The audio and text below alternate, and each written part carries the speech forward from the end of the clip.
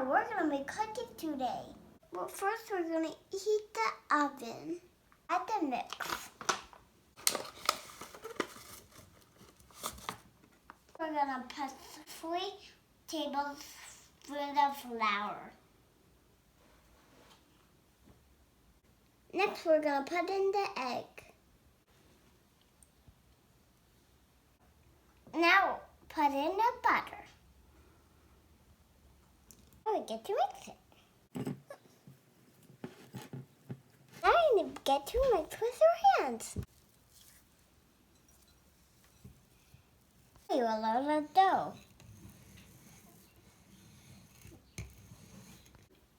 Now we get to grind the cookies out.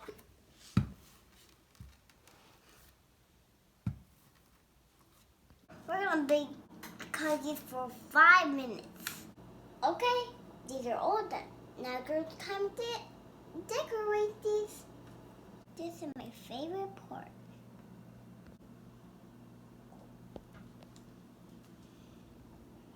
Let's get in. This is my favorite part.